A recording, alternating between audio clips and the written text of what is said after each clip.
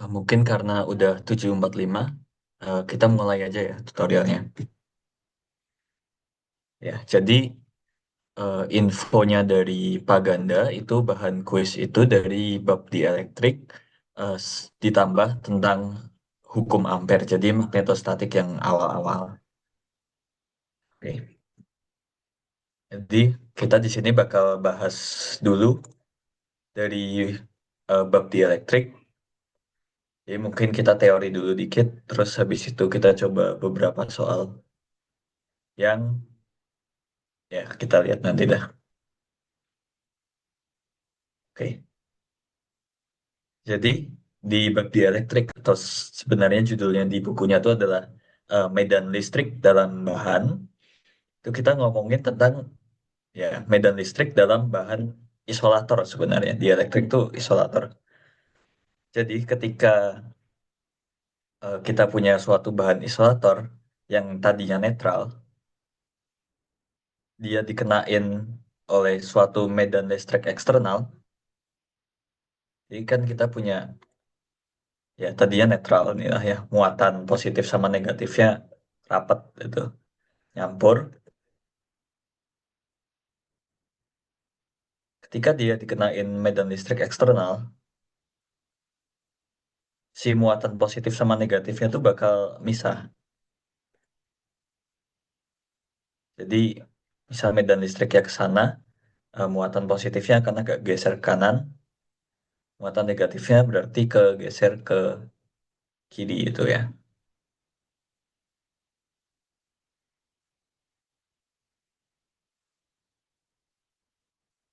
Wait, sorry.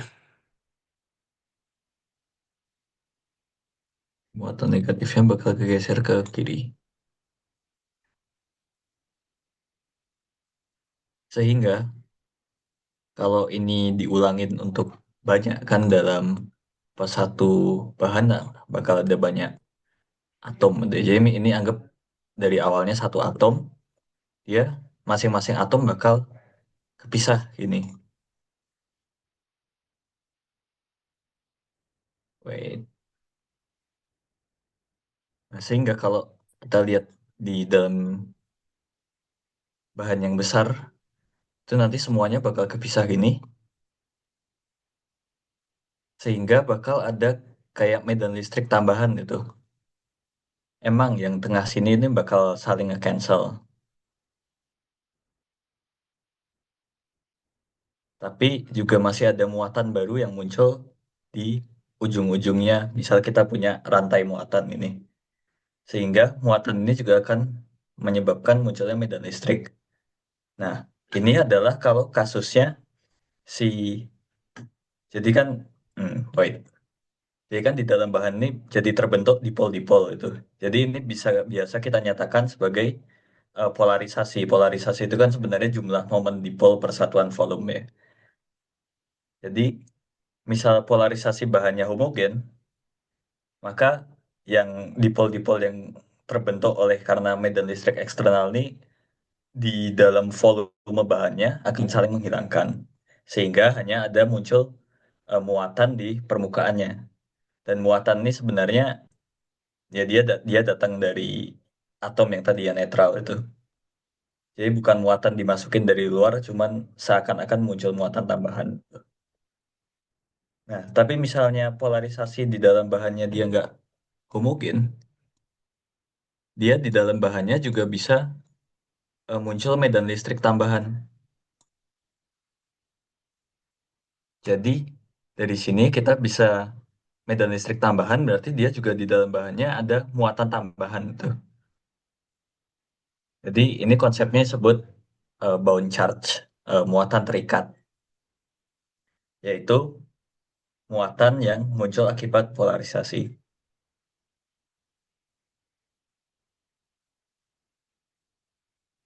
Polarisasi ya. Dia bisa muncul ya kayak tadi saya katakan dia bisa muncul di permukaan kalau polarisasinya homogen ataupun tidak homogen dia bakal muncul tapi eh, dia dinyatakannya sebagai ini ya sigma B sama dengan vektor polarisasi dot arah normal dari permukaan bahan tersebut atau padat, benda padat tersebut. Padat sih ya, pokoknya bahan lah. Kemudian bisa juga muncul bound charge di dalam volume atau rapat muatan. Ya, sigma ini kan satuannya kolom per meter persegi gitu ya, muatan per satuan luas. Nah, bisa juga muncul dalam volume. Sorry, ini bukan vektor, ya dia skalar. Bisa juga muncul di dalam volume dan di dalam volume ini baru akan muncul ketika polarisasinya itu tidak homogen. Jadi dia dinyatakan sebagai divergensi. Negatif divergensi dari vektor polarisasi. Satuannya adalah kolom per meter kubik. Iya, kalau polarisasinya konstan, si suku yang rho-nya ini nol. Nah, akibat dari bound charge ini apa? Akibatnya adalah medan listrik di dalam bahan ini sebenarnya nggak akan jadi E, akan beda dengan E itu karena ya kalau misal dilihat dari gambar ini kan oke yang di dalam saling cancel misal, jadi tetap netral. Misalnya yang sederhana aja ya, dia cuma ada bound charge di permukaan anggapannya. Misalnya di dalam saling cancel tetap netral, tapi kita masih akan punya eh, medan listrik dari si muatan yang ini, muatan permukaan yang nyisa di sini ke sini gitu kan. Jadi ini E bound misal kita sebutnya ya. E bound. Jadi nanti medan listriknya tuh nilainya akan berubah.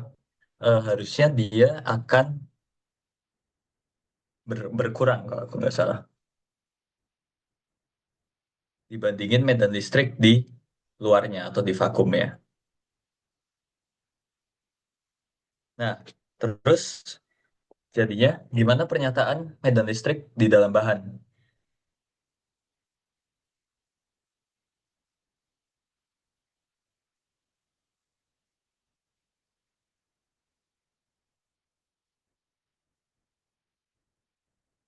Misalnya kita pakai hukum Gauss yang bentuk turunannya ya. Divergensi E itu sama dengan rho per epsilon nol kan biasanya. Nah, tapi rho-nya di sini itu adalah muatan total. Jadi harus memuat muatan bound charge yang disebabkan oleh eh, medan listrik eksternalnya tadi juga. Atau ya muatan akibat polarisasinya itulah kita sebutnya. Jadi ini itu muatan total. Sehingga kita harus tulis dia sebagai per epsilon nol kita pisahin rho F muatan bebas. Muatan bebas itu kayak muatan yang emang kita kasih itu. Jadi yang emang nggak netralnya tuh. Kan kalau si polarisasi ini tadi kan aslinya netral, cuman karena ada medan listrik dari luar, jadi terus muncul momen apa muncul dipol itu kan. Sedangkan rho F ini adalah muatan yang emang kita kasih dari luar gitu. Atau bisa juga kita bilang sebagai muatan yang jadi sumbernya si medan listrik ini yang asli, yang sumber utamanya itu. Tergantung kasus sih sebenarnya. Ya, ditambah dengan rho B, di mana rho B ini adalah muatan bound ini, apa bound charge, muatan terikat yang muncul akibat medan listrik tadi. Nah, kalau kita substitusiin persamaan yang ini, rho B sama dengan min divergensi P, polarisasi ke dalam hukum Gauss, kita kan jadi dapat satu per epsilon nol rho F min divergensi P. Nah, kita bisa pindah ruaskan ini, sehingga kita dapat epsilon nol divergensi E tambah divergensi P sama dengan rho F. Nah, sekarang masalahnya dengan pernyataan ini tuh apa? Biasanya kenyataannya kita tuh nggak bisa ngukur si polarisasi, vektor polarisasi ini kayak gimana tuh. Jadi kita juga nggak bisa nentuin medan listriknya di dalam bahan tuh kayak gimana. Sehingga kita coba manipulasi persamaannya, jadi bentuk kayak gini. Epsilon nol E plus P sama dengan rho F. Nah, terus sekarang kan jadi ruas kirinya cuma bergantung pada rho F. Dan rho F itu sesuatu yang bisa kita tahu, kita hitung. Nah, jadi si kuantitas di dalam divergensi ini kita kasih nama, yaitu D. D atau electric displacement disebutnya biasanya. Electric displacement.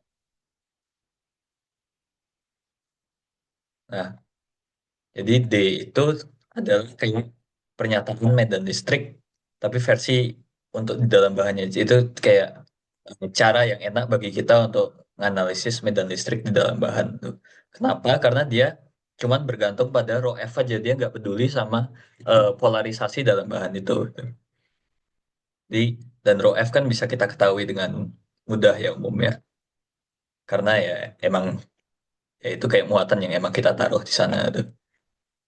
Jadi di mana D-nya ini adalah epsilon 0 E plus P. Jadi biasanya kalau kita tahu D, terus kita nanti bisa cari juga E-nya, kita bisa cari juga P-nya tuh. Dan kalau aku nggak salah juga di kalau kita lakukan pengukuran di lab itu yang bisa kita ukur tuh sebenarnya bukan E tapi D-nya.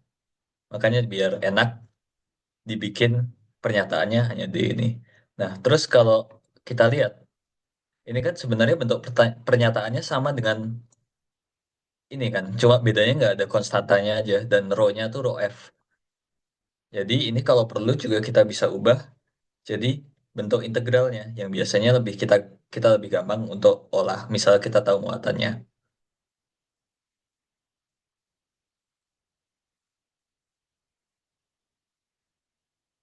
Jadi kalau diubah jadi bentuk integral, jadi integral tertutup D itu dA sama dengan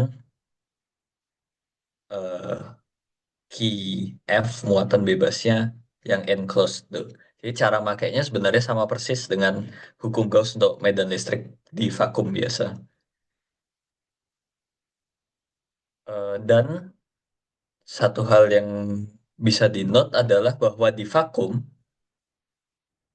shift polarisasi ini nilainya akan nol sehingga D itu sama dengan epsilon nol kali E itu. Jika di vakum atau di udara itu juga eh, most of the time juga bisa kita anggap kayak vakum gitu, atau di udara. Nah, oke. Tapi kalau kita lihat di sini masih ada masalah, yaitu kalau kita mau apa namanya cari E-nya, kita tetap harus tahu dulu bentuk P-nya itu kayak gimana. Sedangkan eh, ya itu kan kayak kita belum punya rumus untuk P-nya itu apa itu kan sekarang.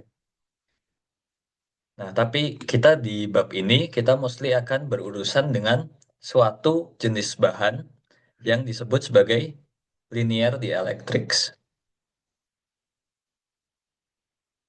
Kenapa kita main dengan linear dielectrics? Karena untuk linear dielectrics, vektor P-nya tuh udah diketahui dia ada pernyataannya yang analitik itu, yaitu epsilon 0 permitivitas vakum dikali chi E, ini sebut konstanta dielektrik, dikali medan listrik E. Nah, ini jadi di linear dielectric itu polarisasi berbanding lurus dengan medan listrik. Makanya disebut linear itu. Si chi E ini adalah konstanta yang nilainya tergantung bahannya berapa. Tergantung bahannya apa. Untuk vakum atau udara biasanya kita anggap kayak vakum, nilai chi E-nya ini adalah nol. Jadi nggak ada polarisasinya. Nah, kemudian jadinya sekarang kita bisa ubah pernyataannya di ini. Jadi bentuk yang lebih convenient tuh. Dari persamaan yang ini,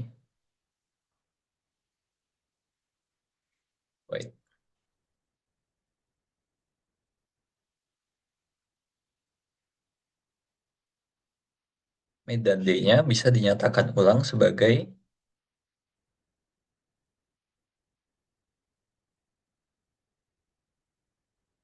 kan tadi D apa sama dengan epsilon 0 E plus P ya.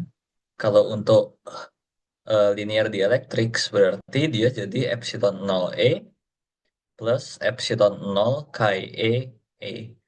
Epsilon 0 dan E-nya kita kumpulkan, jadi tinggal dikali 1 plus Chi E ini. Nah, biar enak, 1 plus Chi E ini juga kita kasih nama. Kan ini kan satu konstanta. Chi E itu juga konstanta angka doang, nggak ada dimensinya. Biar enak, ini kita kasih nama eh, epsilon relatif atau permitivitas relatif. Nah, kemudian ini jadi bisa kita tulis ulang sebagai epsilon 0, epsilon R kali E. Ini. Biar lebih ringkas lagi, kita biasa namain epsilon 0, epsilon R ini sebagai epsilon aja. Jadi permitivitas bahan. Tuh.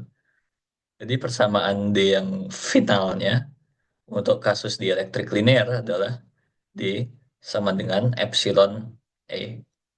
Jadi epsilon ini permitivitas bahan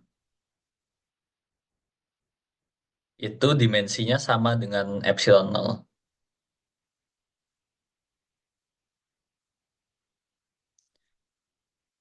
Sehingga kita juga bisa tulis bahwa permitivitas relatif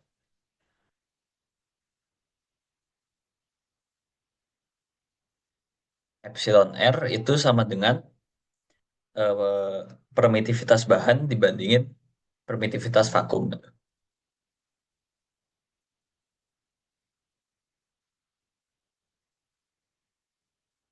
Dan dia nilainya selalu lebih besar sama dengan satu.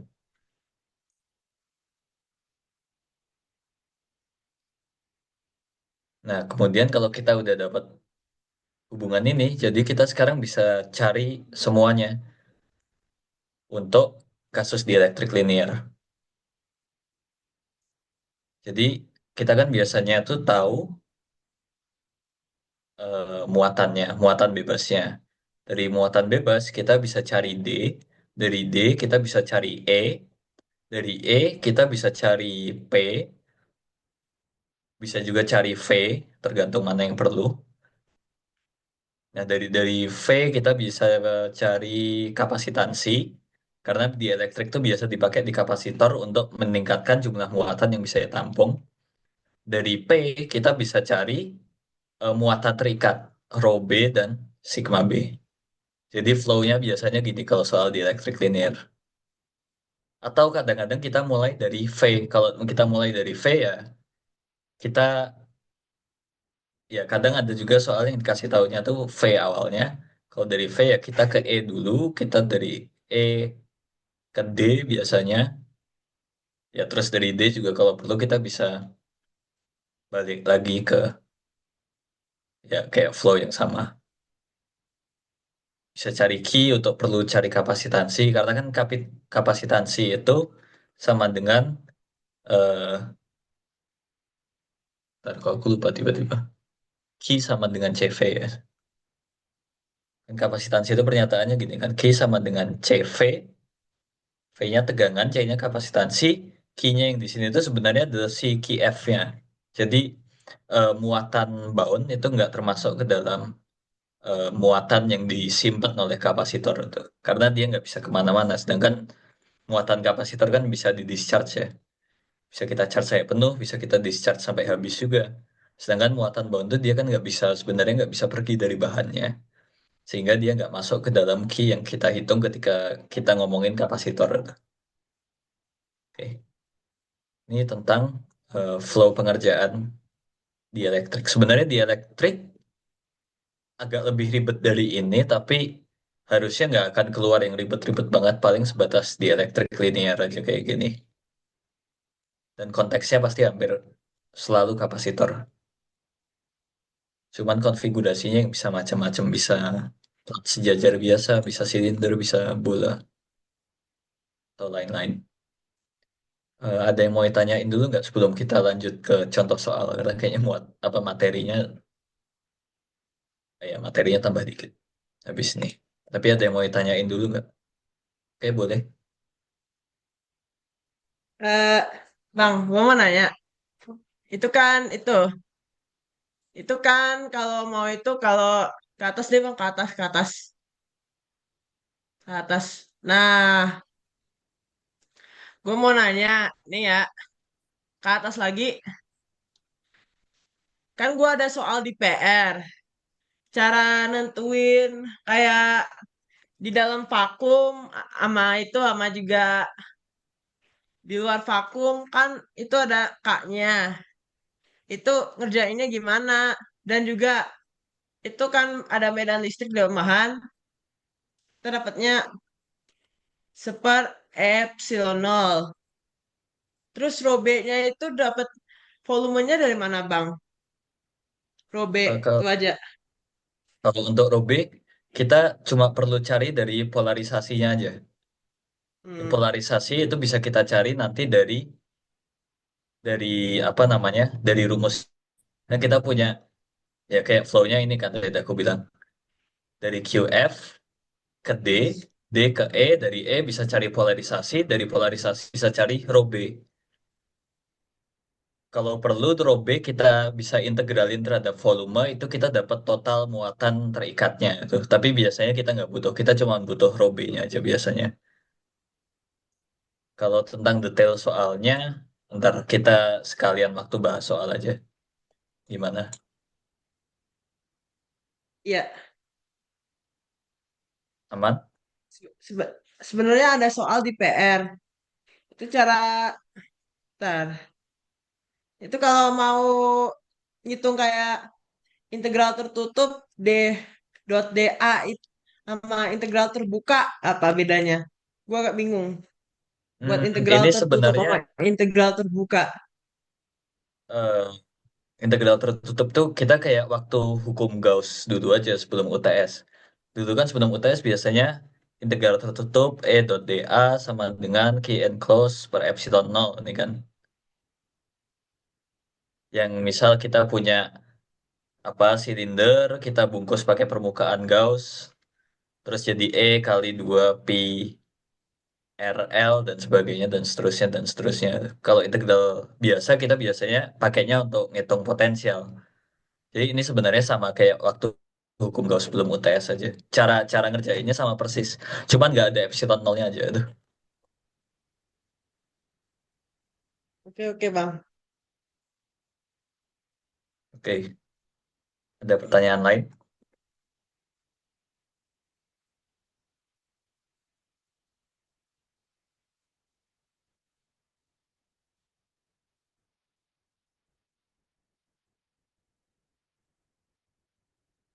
Oke.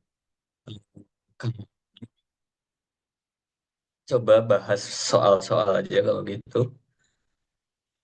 Berhubung PR kalian belum dikumpulin, kayaknya aku gak bisa bahas dulu persis dengan PR sekarang.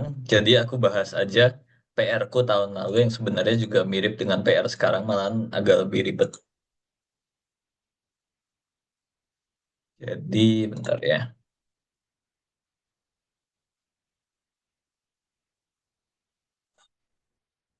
Please stand by.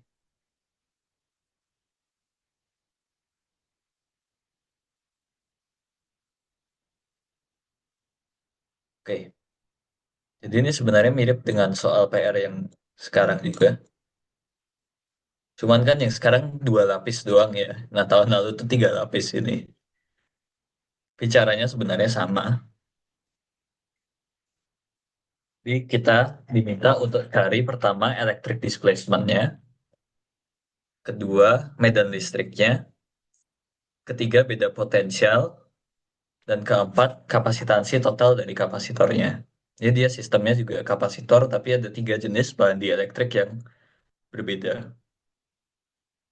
Nggak sih, sebenarnya dua jenis doang, karena epsilon satu dan epsilon 3 itu sama nilai sama nilai apanya, nilai permitivitasnya.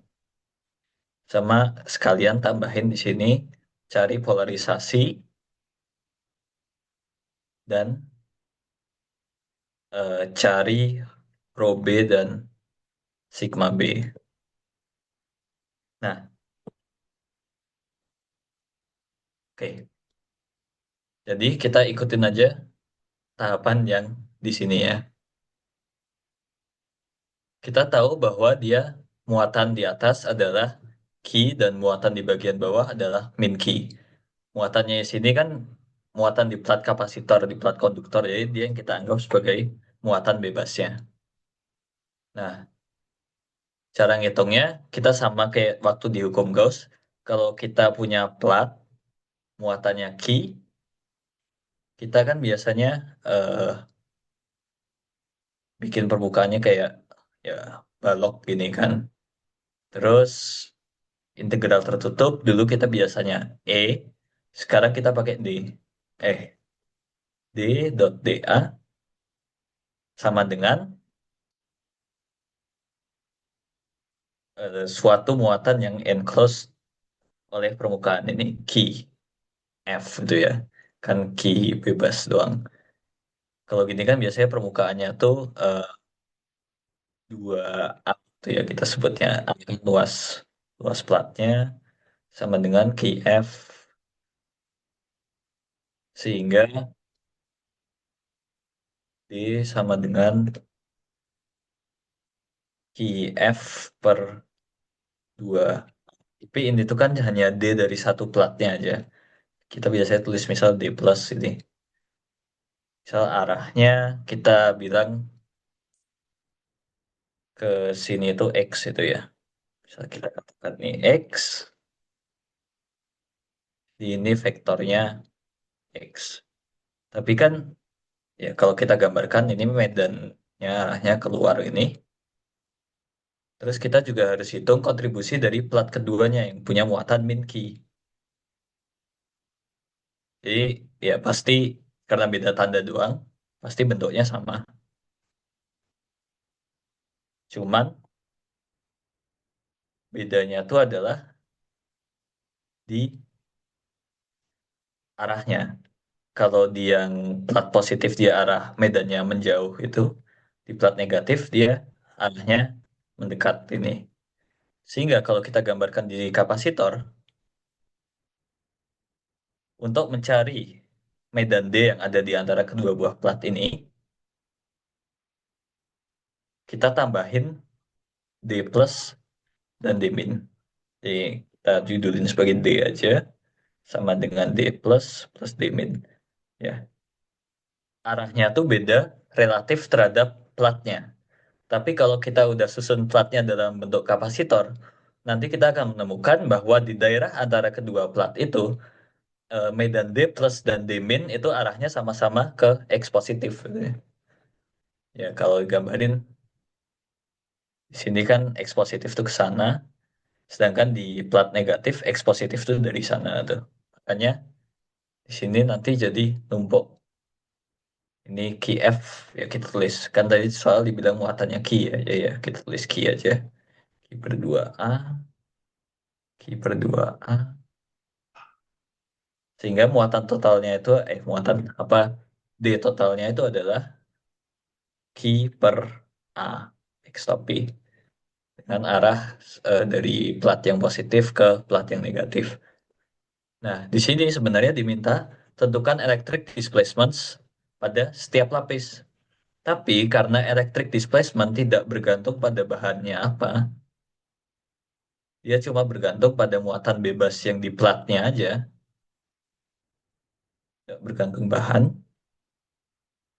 Jadi, electric displacement-nya tuh akan sama untuk semua lapis. Berbeda dengan medan listriknya. Nah, sekarang kalau ditanya medan listriknya, kita karena tahu bahwa ini adalah material di elektrik linear, bisa pakai hubungan yang tadi.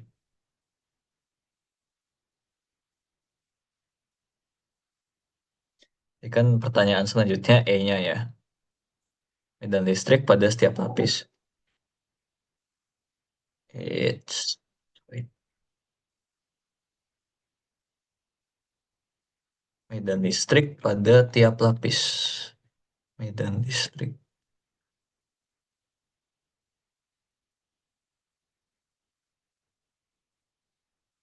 Jadi di lapis pertama,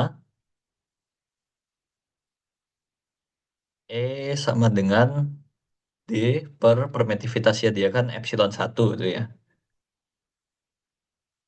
Epsilon satu dikasih tahu di soal sama dengan 2 epsilon nol. Ya kita langsung masukin aja. Berarti D-nya tadi adalah apa sih? Q per A ya. Per A, I per 2 epsilon nol X. Tapi di yang lain-lain juga sama. Ini D per epsilon 2 ya sama dengan epsilon nol. Jadi ternyata E2 ini vakum ya sebenarnya atau udara, nggak ada bahannya. Karena epsilonnya sama dengan epsilon nol. Epsilon nol A X topi. E3 itu kalau nggak salah tadi permitivitasnya sama dengan E1. Jadi dia hasilnya juga Q per 2A epsilon nol X topi. Nah, kita udah dapat permitivitas untuk setiap lapisnya, permitivitas apa namanya, dapat medan listrik E di setiap lapisnya, kita bisa tentuin beda potensial. Ya, jadi emang, sorry, wait. Jadi emang kalau kita mau nentuin beda potensial, itu kita nggak bisa langsung dari D, kita harus cari E-nya dulu. Kalau kita disuruh nentuin beda potensial, ya sekarang caranya beda, kayak biasa aja. Delta V sama dengan integral E dot dl. Jadi dari ujung dulu biasanya, ini kan masing-masing jaraknya berapa? B itu ya. Jadi kita integralin dari belakang kayak biasa kalau kita ngerjain potensial.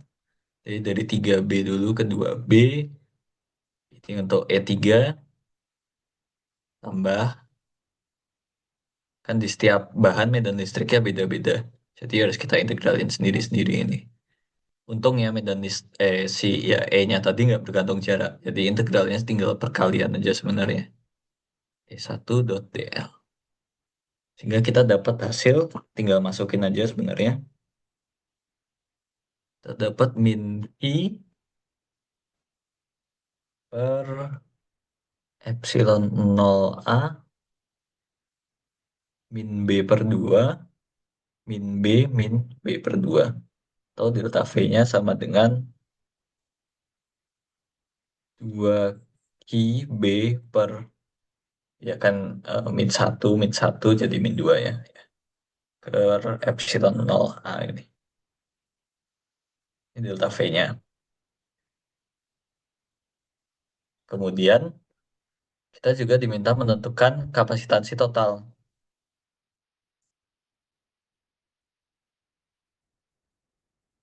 Rumus kapasitansi kan C sama dengan Q per delta V itu ya. Q-nya kan tadi Q bebasnya kan ya Q aja. Dikasih tahu dari soal dibagi delta V. 2 Q B per epsilon 0A.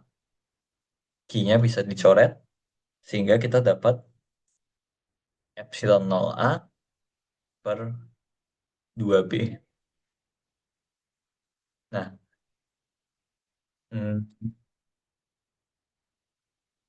kita sebenarnya bisa ngebandingin kalau ini kasusnya misal vakum doang, dua buah plat yang terpisah eh, sejauh 3B, kan biasanya kalau kapasitor biasa di vakum kita ngitung kapasitansi rumus tinggal kayak epsilon 0 A per D gitu. Dengan D-nya nih 3B itu kan.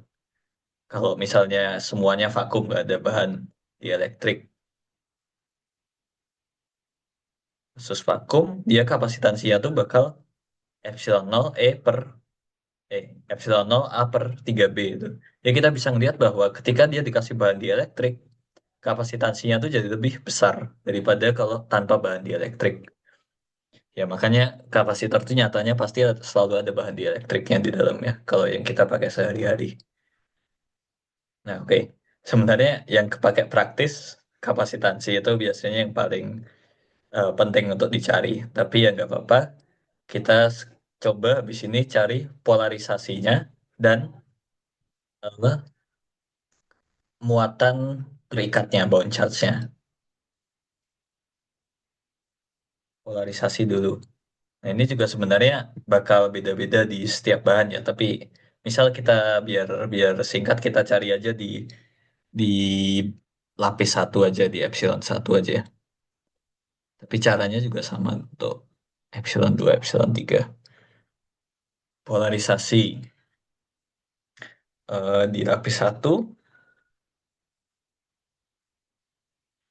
lapis satu P sama dengan epsilon nol eh, Chi E kali E1 ya.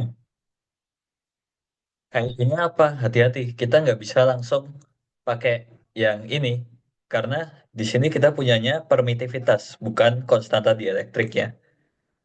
Nah, tapi kita bisa cari KIE-nya dari definisi yang di atas tadi.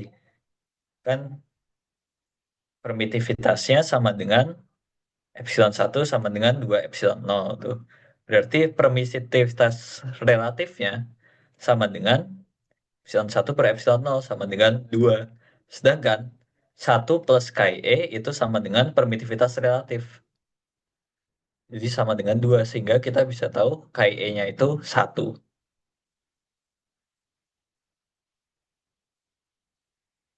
Ya enak ya. Jadi P-nya langsung epsilon nol e aja di mana dia berarti sama dengan eh, epsilon nol dikali E1 tadi berapa? Q per 2A epsilon nol. Sorry. Oh iya bener. Q per 2A epsilon nol. Polarisasinya sama dengan Q per 2A. Dia vektor, arahnya juga X topi. Ya kalau kita notice ini sebenarnya P itu dimensinya sama dengan D.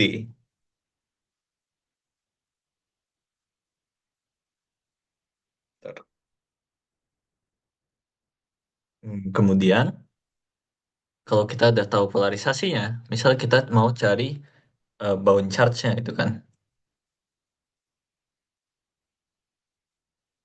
Kita mau cari bound charge. Kita pakai, kita cari yang di permukaan dan kita cari yang di volume. Yang di permukaan dulu. Dia kan ada dua permukaan ya, ada atas, ada bawah. Dan vektor X-nya tuh ke sini. Ya. Sigma B itu sama dengan P dot vektor normal permukaannya. Di permukaan atas, sigma B-nya sama dengan Q per 2A X top P. Karena permukaan atas, vektor normalnya kan ke atas juga. Jadi dia vektor normalnya adalah min X top P. Jadi di permukaan atas dia muatannya tuh negatif.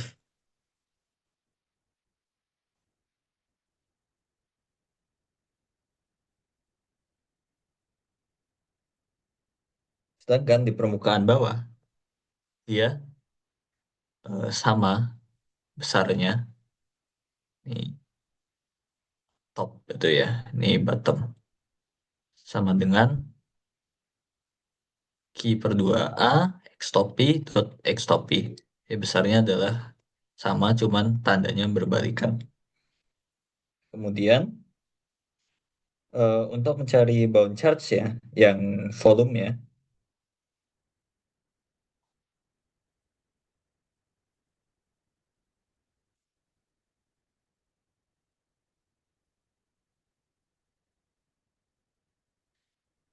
wait, mana ini?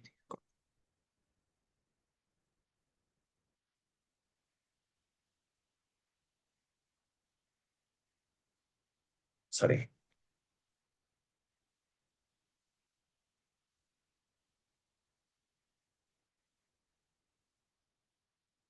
Untuk mencari yang row B-nya, kita langsung masukin aja rumus divergensi P.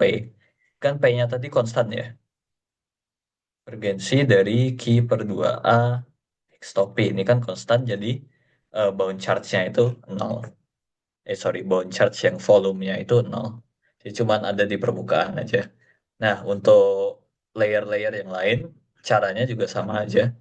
Cuman ya sesuaiin P dan E-nya masing-masing gitu.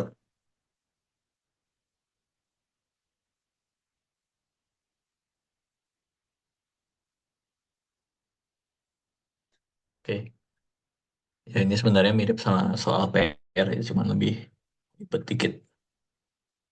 Ada yang mau ditanyain dulu nggak tentang soal yang ini?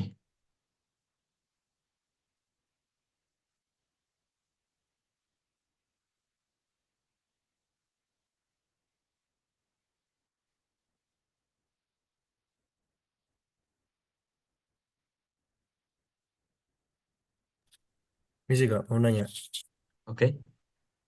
Kalau mau nanya tentang yang nyari KIE tadi Kak, itu kan ada, Nah, nah itu kan ada satu plus KIE. Nah itu selalu satu plus KIE atau gimana?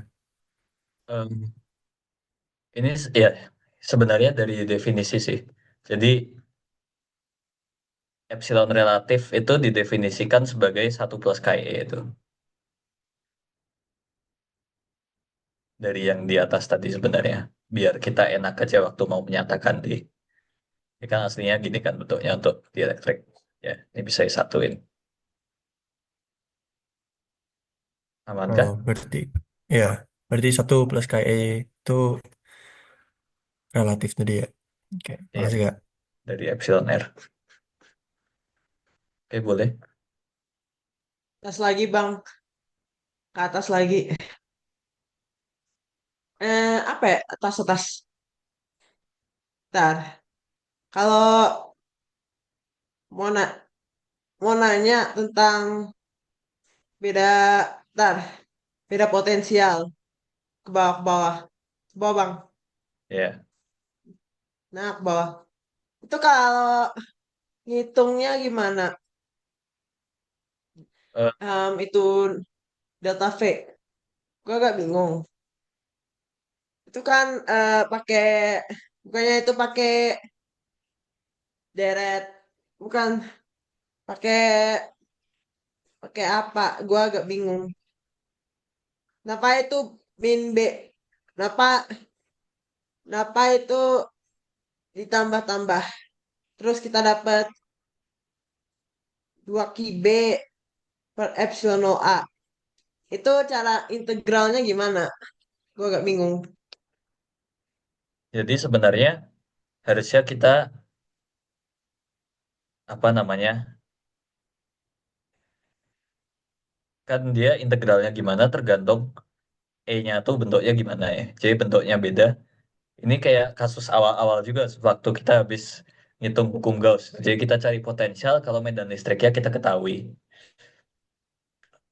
Dia integralnya gimana tergantung dengan apanya gimana, bentuk E-nya gimana. Tapi karena ini bentuk E-nya kita konstan, jadi integralnya tinggal kayak perkalian aja. Jadi misal, ya aku kerjain yang satu aja lah, yang pertama ya. Oh ya, BTW, ini tuh sebenarnya dari 3B ke 0 tuh. Karena dari plat, ya plat atas ke plat bawah. Kalau di integral potensial kan kita balikin ini biasanya. Dan kenapa harus dipisah jadi tambah-tambah? Karena di tiga lapis ini medan listriknya beda semua. Jadi kita nggak bisa sekali jalan aja. Harus kita pisahin tiga. Jadi masing-masing diintegralin untuk daerahnya sendiri-sendiri gitu.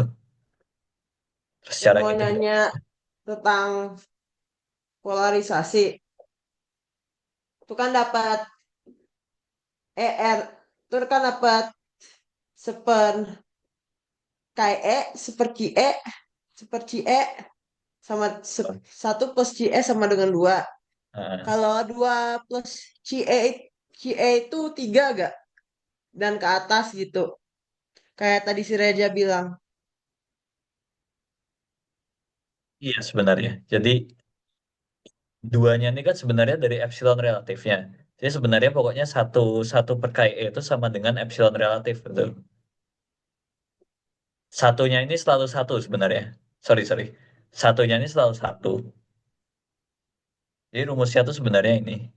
Atau gini aja deh. KE itu sama dengan selalu epsilon relatif dikurangi satu.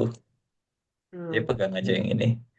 Cari dulu epsilon relatifnya berapa, kurangin satu itu dapat KE. Ya, paham-paham, Bang. Oke. Ada yang mau tanya lagi?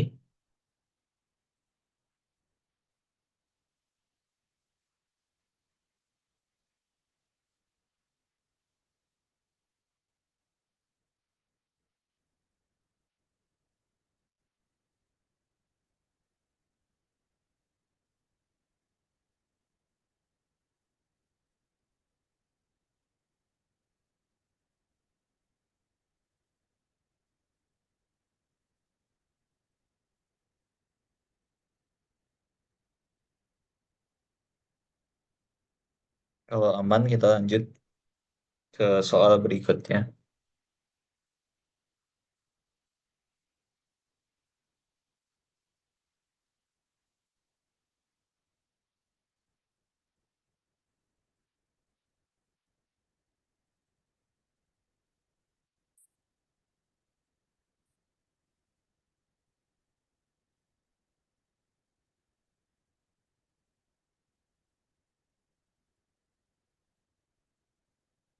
Oke, asumsikan aman. Di soal berikutnya ini sebenarnya hampir mirip. Mana tadi? Wait. Masih ada dua soal sih yang sebenarnya udah disiapin, tapi yang ini dulu aja yang lebih susah. Nah, jadi soal ini sebenarnya soal dari buku Griffiths. Konsepnya mirip dengan nomor duanya PR, cuman lebih susah karena dia mulai dari bukan dari muatan, tapi kita tahunya potensial dulu. Nah, jadi di sini kasusnya ada ya basically kapasitor silinder yang dia setengah terisi sama bahan dielektrik. Bentuknya ya cairan itulah dielectric oil dengan punya susceptibility atau Ka. Ya susceptibility-nya Ka dan mass density-nya rho itu. Terus si kapasitor ini kita kasih tegangan konstan V. Kita diminta cari tahu oilnya naik dari mana, nah, sampai mana. Ini berarti kita harus analisis gaya sebenarnya. Tapi kalau kita langsung analisis gaya itu susah. Jadi kita bisa mulai dari nyari kapasitansi, dari kapasitansi. Nah ini ya, oh ya, di PET ini sebenarnya juga ada tambahan yang bisa dicari dari kapasitansi. Dari kapasitansi kita bisa nyari energi, dari energi kita bisa nyari gaya. Jadi ya, ini peta hubungan variabel-variabel untuk perdielectrikan lah. Ya, kalau kita mau cari, perlu cari energi, kita enakan mulai dari kapasitansi dulu emang.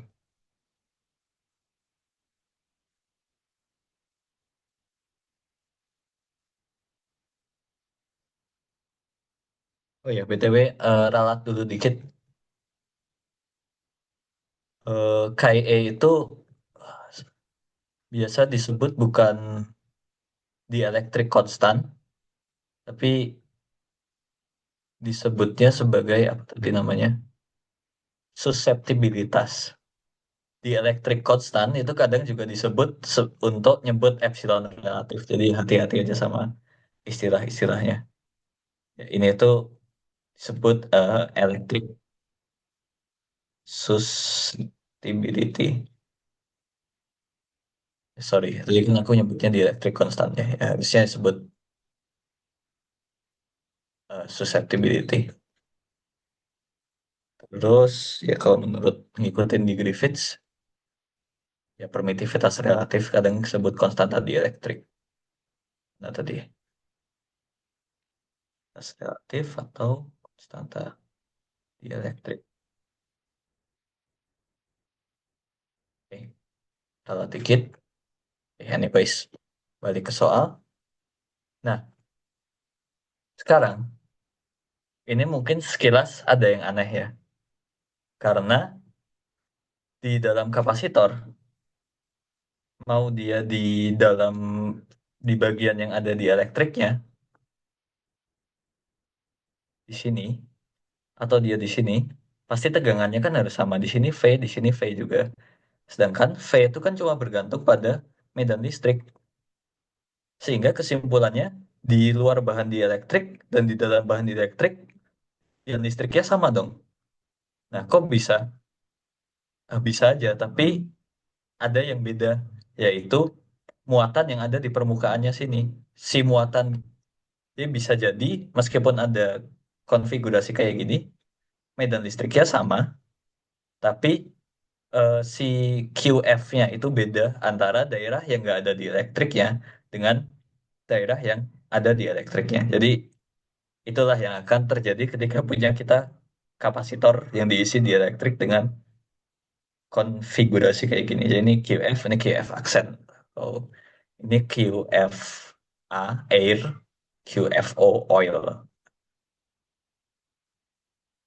Jadi ya dia sebenarnya medan listriknya sama, potensialnya sama, tapi distribusi muatannya nggak akan merata antara daerah yang nggak ada di elektriknya dan daerah yang ada di elektriknya. Jadi ya itu kayak sebut saja potensi efek lain dari di elektrik. Dan kalau Anda notice sebenarnya ini tuh kayak kapasitor dirangkai paralel. Jadi satu kapasitor yang nggak ada di elektriknya dirangkai paralel dengan kapasitor yang ada di elektriknya itu. Sedangkan kalau yang konfigurasi kayak gini, ini sebenarnya kayak kapasitor dirangkai seri. Jadi kalau mau ya tapi ya, jangan jangan rumus cepat sih bagusnya tetap ditututin. Tapi kalau penasaran coba deh hitung kapasitansi ini pakai hubungan kapasitor seri dan kapasitor paralel. Oke, anyways, balik ke soal yang ini.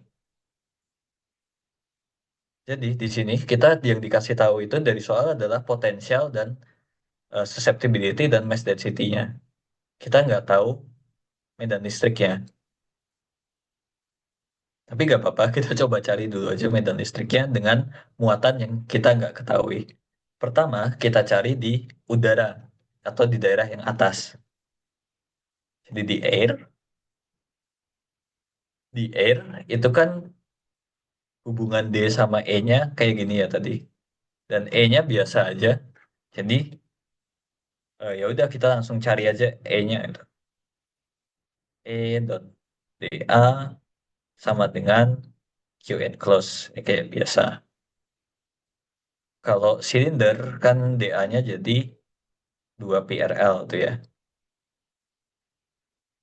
Q enclose dan biar enak ini kita ini kita sebut EA, listrik di air dengan Q close per 2 PRL. Biar enak kita nyatakan saja sebagai muatan per satuan panjang. Ya L-nya L yang air itu ya. Ini lambda air per 2 PR. Arah vektornya radial keluar. Kayak biasa. Nah, kemudian untuk di daerah yang ada di elektriknya, kita nggak bisa langsung cari E-nya. Karena ada bound charge yang kita nggak tahu itu nilainya berapa gitu kan. Jadi untuk di daerah yang ada oilnya, kita cari pakai apa namanya, kayak D. Jadi kita kan di sini ujung-ujungnya goal akhirnya mau mencari gaya, tapi kita cari dengan pertama cari kapasitansinya dulu. Kalau kita mau cari kapasitansi, kita harus cari potensial dan muatan kan. Ya, jadi kalau ini boleh dilengkapin, kapasitansi yaitu butuh potensial dan muatan. Nah, yes. Nah, gitulah.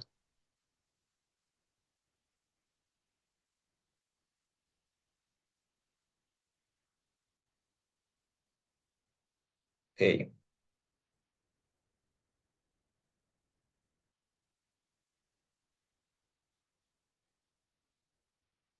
Kemudian untuk oil, kita cari pakai D, bentuknya sama aja. Jadi pasti kan ngitungnya sama ya. D oil itu sama dengan lambda oil. Oh iya, sorry, ini harusnya ada per epsilon nolnya karena ini E bukan D. Epsilon nol. Jadi ini ada epsilon nolnya, ini 2pi R epsilon nol. Nah, kalau yang D dia sama tapi nggak ada epsilon nolnya. Lambda oil per 2pi R. Kenapa lambdanya harus dibedain, rapat muatannya harus dibedain? Karena ya itu tadi, konfigurasinya memaksa medan listrik di daerah dengan dielektrik dan daerah tanpa dielektrik itu untuk sama nilainya. Jadi muatannya pasti beda. Aduh.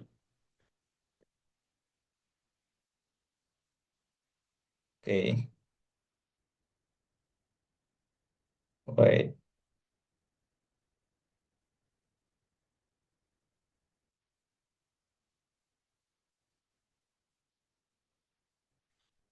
Oke, sorry sebentar.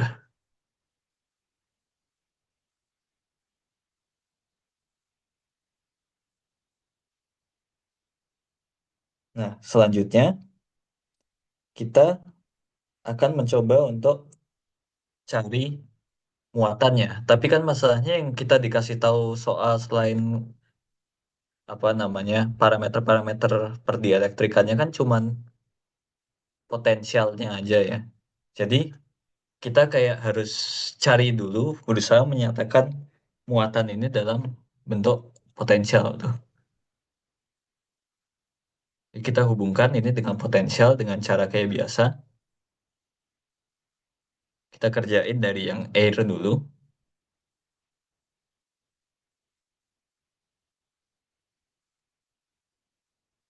begini. Di udara, beda potensialnya kan V. Dia sama dengan min integral E dot dl dari R ke nol nih ya. Apa sih? Sorry, dari B ke A. Jadi dalamnya A, jadi luarnya B. Kebalik ya, bentar. Oh ya, sorry, kebalik. Eh,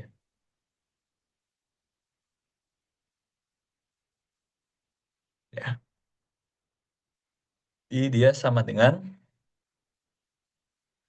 min integral lambda, jadi lambda R per 2 pi R epsilon nol dot dl.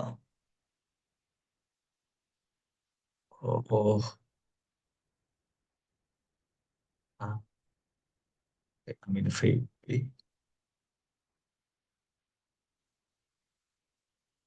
Ini dari, oh ya benar-benar, sorry.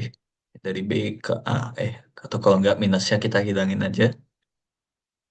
Ini berubah jadi A ke B.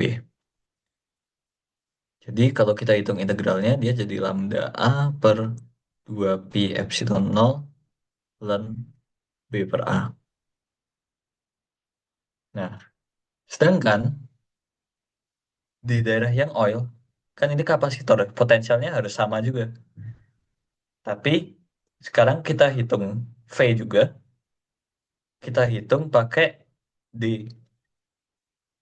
Kalau ini tadi air, ini D oil. D oil dot dl dari B ke dari B ke A juga, di mana kita pakai hubungan dielektrik linear tadi. Di D tadi kan apa sih? Lambda nol per 2 pi R.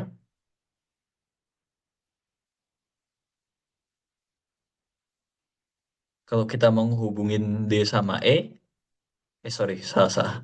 Ini E di oil harusnya. E di oil, tapi mau kita nyatakan dalam D, di mana E itu adalah D per epsilonnya si oil tuh. Tapi kan kita tadi dikasih taunya cuman susceptibility-nya sama ya susceptibility-nya, kita nggak dikasih epsilonnya berapa, tapi ya nggak apa-apa lah. Kita pakai epsilon, kita tulis gini dulu aja biar biar ringkas.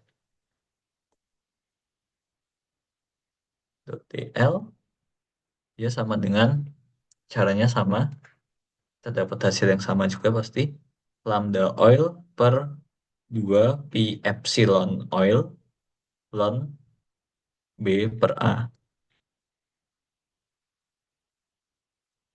Nah, sehingga sekarang kita bisa mendapatkan hubungan antara si rapat muatan di air ini dengan rapat muatan di oil. Karena kan V yang ini harus sama dengan V yang bawahnya ya. V di udara harus sama dengan V di oil. Sehingga lambda air per 2 pi epsilon 0 ln B per A harus sama dengan lambda O per 2 pi epsilon ln B per A. Kita ini bisa kita coret, 2pi-nya juga kecoret.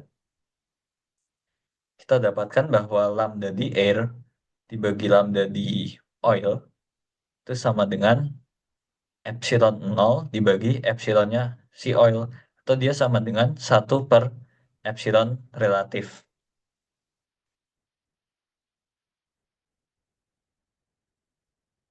Atau bisa kita nyatakan berarti rapat muatan persatuan panjangnya di yang bawah, di segmen yang bawah.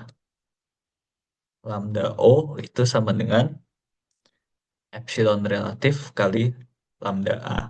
Nah, dari sini kelihatan juga ya, tempat yang apa namanya di kapasitornya ada di elektriknya bisa nampung muatan lebih banyak daripada yang nggak ada di elektriknya, karena ini kan selalu lebih besar dari satu untuk material di elektrik.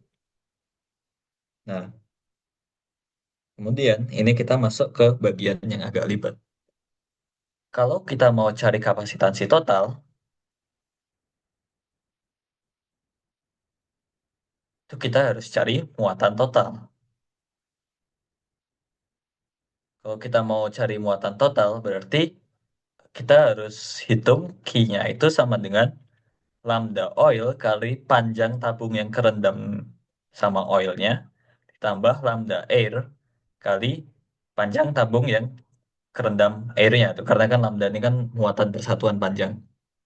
Nah, cuman masalahnya kita kita nggak tahu sepanjang apa tabung yang kerendam itu sebenarnya. Nah, jadi tapi kita misal bisa sebut bahwa panjang tabung yang kerendam sama oil itu adalah H, dan panjang tangkinya itu adalah, misal kita sebut sebagai, ada nggak ya di sini, harusnya ada.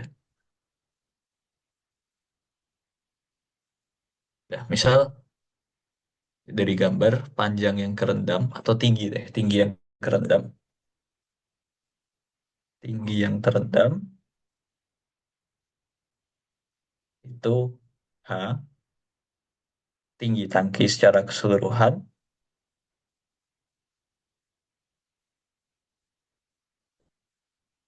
sorry benar. Ini H, tinggi tangki itu adalah L, misal kita sebut ya. Ini L. Nah, jadi muatan totalnya itu bisa kita ubah nyatakan sebagai lambda di oil kali tinggi yang kerendam kan H, tambah lambda di air kali sisa tinggi yang nggak kerendam berarti L min H. Nah, jadi sekarang kita bisa hitung kapasitansinya. Q sama dengan, kok Q, sorry.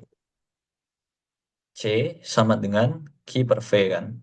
V itu udah kita ketahui dari soal. Q ini sama dengan lambda 0H tambah lambda A L min H. Terus kita substitusiin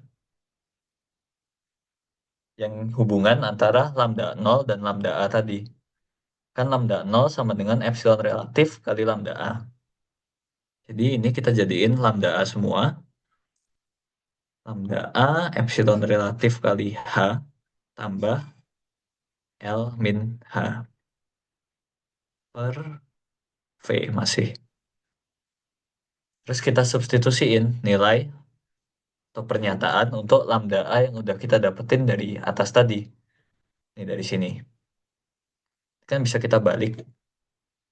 Jadinya lambda A sama dengan 2 pi epsilon nol per ln B per A ini ya, kali V. Sehingga kita bisa dapetin,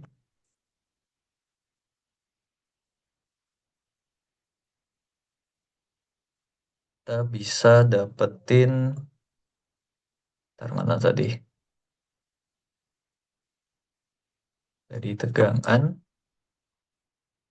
aku pas aja biar gampang.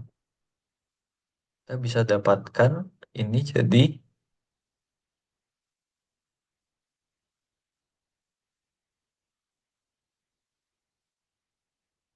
ini dibagi kali epsilon relatif tadi kan 1 plus KE ya. Yang kita ketahui kan KE-nya. Jadi kita tulis saja 1 plus KE. H plus L min H dibagi V.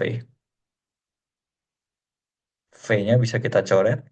Sehingga kita dapetin kapasitansinya itu adalah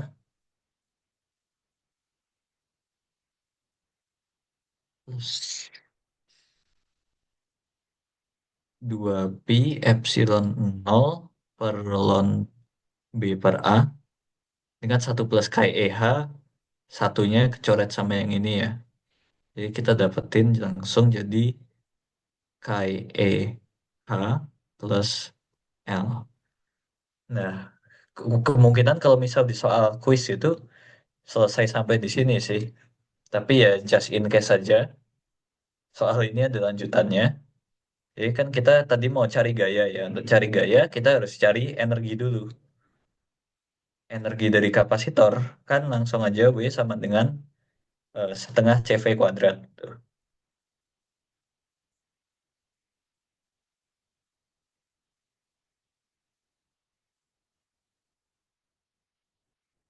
Jadi dia sama dengan setengah kali 2 hilang ya.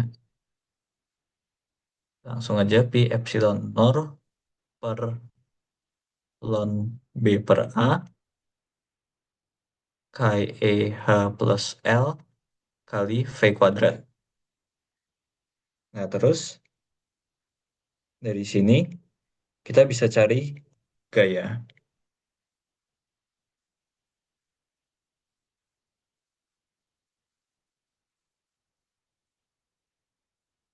Gayanya itu, jadi konsepnya tuh kita nyari tinggi maksimum, dia akan mencapai tinggi maksimum itu ketika terjadi kesetimbangan gaya antara gaya elektrostatik yang muncul akibat adanya material di elektrik dan kita nggak apply potensial dari luar ini, setimbang dengan gaya berat dari oilnya gitu. Oke. Jadi gaya bisa dicari dengan sebenarnya dWdt atau min dWdt ya. Iya, karena dimasukin ke sini, ya ini harusnya ada minnya, tapi kan urusan arah vektor aja jadi nggak sepenting itu. Oh, kita hitung turunannya, kok dt, sorry, dWdL,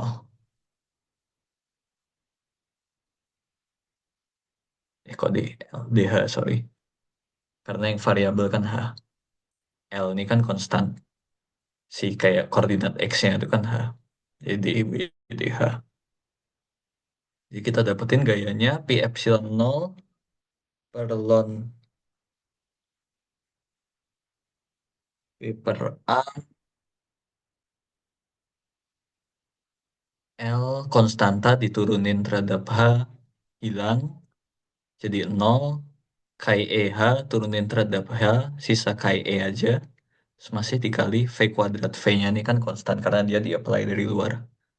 Jadi kita punya gaya ini ke arah atas, dan untuk menentukan dia naiknya sampai mana, kita pakai hukum Newton biasa, kesetimbangan gaya.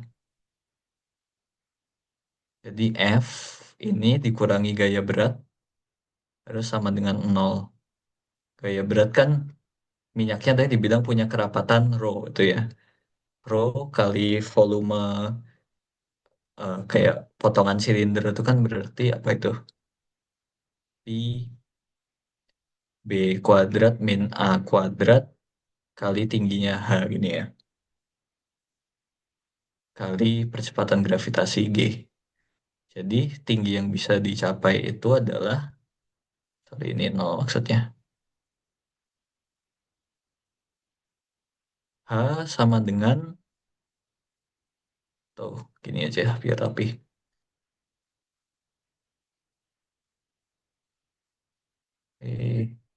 Gayanya yang narik ke atas kan ini. Bisa sama dengan gaya yang mendorong. Sorry, bukan gaya. Ya, gaya. Kalau kita lihat, mau cari H-nya, ini kecoret. Udah, itu aja yang kecoret. Sehingga H sama dengan, ya ini tadi ya. Epsilon 0 Chi E V kuadrat per ln B per A kali 1/ρ G. Jadi tinggi maksimumnya kayak gini. Sorry, kali B kuadrat min A kuadrat ya. Ini tinggi maksimumnya. Nah, mungkin kita mikir iseng banget sih dia bikin soal kayak gini. Tapi fun fact aja, ini tuh sebenarnya kalian nanti bakal ketemu lagi dikit dimension di sistem pengukuran karena ini emang salah satu cara yang valid untuk mengukur ketinggian level suatu cairan di industri itu. Konsepnya kayak gini. Jadi, tapi berhenti sampai kapasitansinya doang kan kalau kita tahu C-nya, kita bisa ngukur C-nya berapa, kita bisa tahu H-nya berapa. Jadi cara untuk mengukur ketinggian di industri salah satunya emang kayak gini, kayak kapasitor dieelektrik. Oke, ada yang ditanyain dulu kah?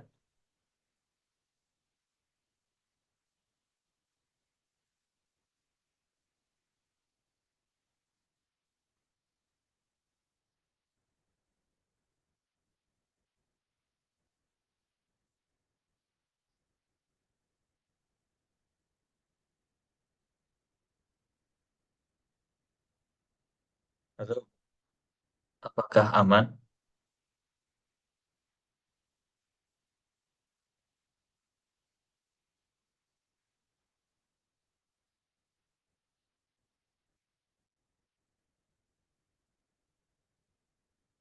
Ya, jadi ini sebenarnya tipe kedua soal di elektrik ya. Jadi kayak kalau nggak diketahui key-nya itu pasti yang diketahui V-nya tuh. Jadi kalau key flow-nya kayak yang soal pertama tadi, kalau yang diketahui key, kalau yang diketahui V, flow-nya kayak gini. Jadi dari ya cari D, terus cari D dinyatakan dalam V, terus dari situ cari muatan, cari kapasitansi, dan sebagainya. Kalau dari key kan gampang, langsung aja cari D, dan sebagainya, langsung lurus aja kayak ini. Oke, kalau nggak ada pertanyaan, mungkin boleh lanjut ke materi selanjutnya, yaitu tentang magnetostatik, boleh sama Putmut.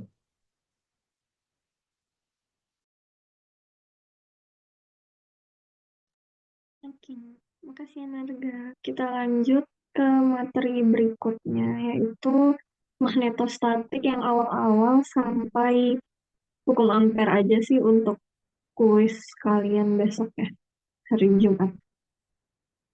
Hmm,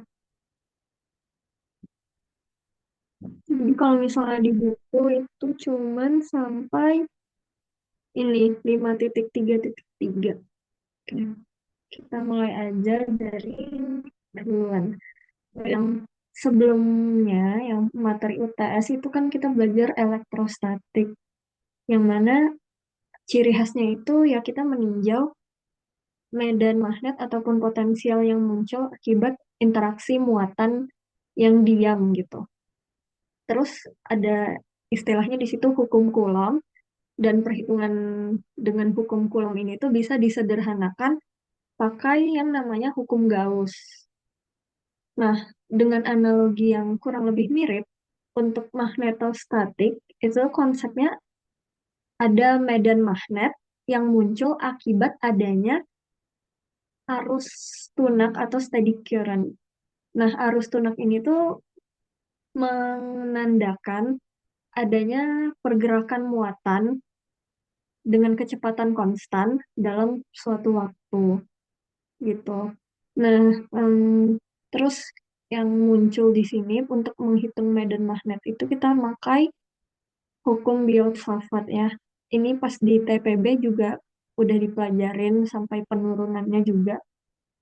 Terus untuk memudahkan kita menghitung medan magnet ini dari hukum yang kayak ribet banget ini, ada namanya hukum Ampere. Dia tuh kurang lebih mirip sama hukum Gauss. Tujuannya tuh untuk membantu kita menghitung medan magnet di geometri tertentu. Oke, ini outline-nya sesuai yang ada di PPT ya. Yang pertama, ada dibahas sekilas mengenai gaya Lorentz. Gaya Lorentz itu ya gaya gaya magnet yang muncul akibat muatan yang bergerak dengan kecepatan tertentu. Besarnya itu adalah perkalian cross antara V dan B terus dikali dengan Q, atau kalau misalnya dalam bentuk integral tuh kayak gini. V, integral V cross B dQ. Nah, terus yang tadi udah dijelasin ya. Jadi unlike elektrostatik muncul di sini variabel yaitu arus. Nah, arus itu yang biasa kita kenal tuh lambangnya I kan. Nah, di sini itu muncul simbol-simbol lain. Jadi ada arus muatan di permukaan dan juga di volume. Ya, tapi intinya pokoknya tuh dia menandakan kayak kecepatan alir muatan pada suatu benda lah gitu. Oke. Untuk beberapa jenis arus itu ada tiga. Yang pertama, arus yang mengalir di sepanjang garis gitu ya. Itu biasanya I, udah umum lah ya. I ini em, apa ya breakdownnya itu lambda V. Ini tuh lambda ini kayak surface, bukan surface ya. Kayak ya pokoknya rapat muatan garis gitu loh.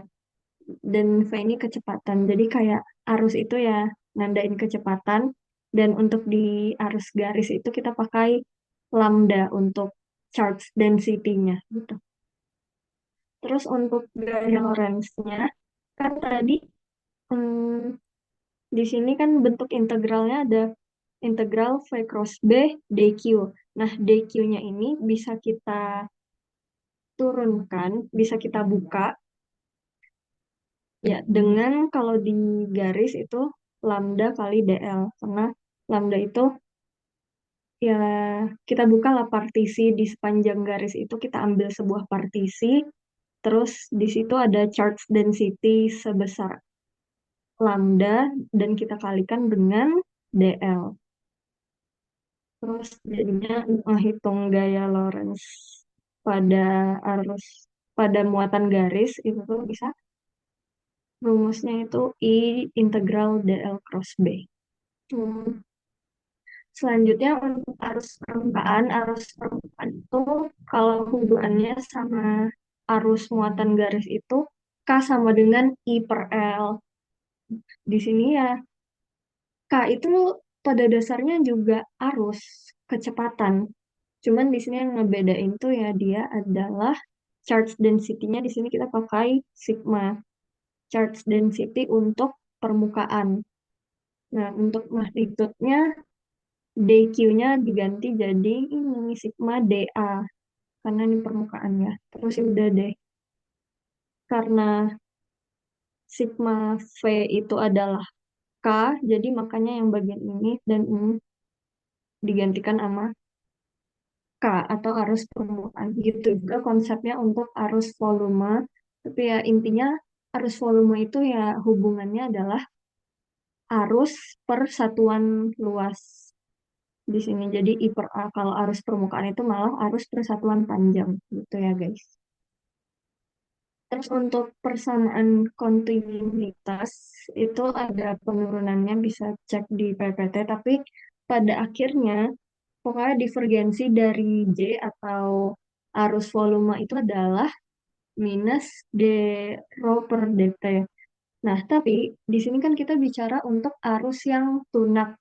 Arus yang tunak itu berarti kita bisa anggap dia sebagai suatu konstanta. Dan kalau suatu konstanta itu kita turunkan hasilnya kan nol ya. Nah, jadi untuk magnetostatik atau medan magnet yang diakibatkan oleh arus yang tunak, itu tuh divergensi dari J-nya itu sama dengan nol. Oke, terus kita lanjut, ada yang namanya hukum Biot-Savart. Nah, ini tuh untuk menghitung berapa sih besar medan magnet yang dihasilkan dari arus tunak itu. Nah, persamaannya itu ya mu 0 I per 4 pi integral DI aksen dikali vektor satuan R dibagi R kuadrat. Nah, pas di TKB itu kan kayak kita benar-benar nurunin ini banget ya untuk menghasilkan besaran medan magnet di kawat yang panjang ataupun kawat melingkar atau di berbagai bentuk lainnya.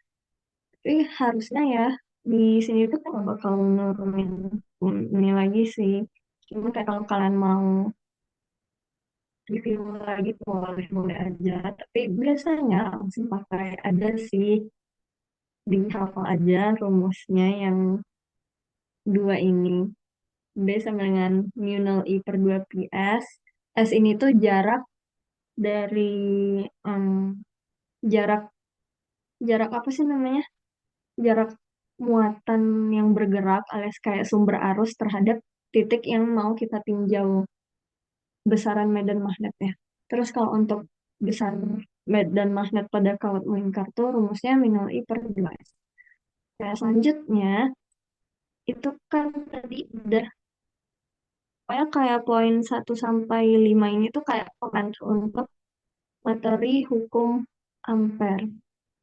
Nah, jadi kalau di elektrostatik kita kayak review lagi ya persamaan-persamaan yang ada waktu itu kan divergensi dari E itu kan rho dibagi epsilon nol ya, yang mana ini kayak lead us ke persamaan Poisson. Terus ada juga kalau misalnya ditanya apakah medan magnet ini tuh elektrostatik atau bukan, itu biasanya kita buktikan pakai persamaan yang kedua ini yaitu curl dari E-nya harus sama dengan nol. Nah, untuk di magnetostatik, divergensi dari B itu tuh sama dengan nol. Jadi medan magnet itu nggak punya divergensi. Tapi dia punya curl. Jadi curl dari B itu besarnya adalah mu 0 J. Inilah yang kita sebut dengan hukum Ampere. Nah, ini kan bisa dibilang kayak bentuk divergensinya ya. Terus kayak dengan teorema curl, kita tuh bisa ngeubah bentuk dia yang kayak awalnya bentuk divergensi kayak gini, diferensial maksudnya, jadi bentuk integral.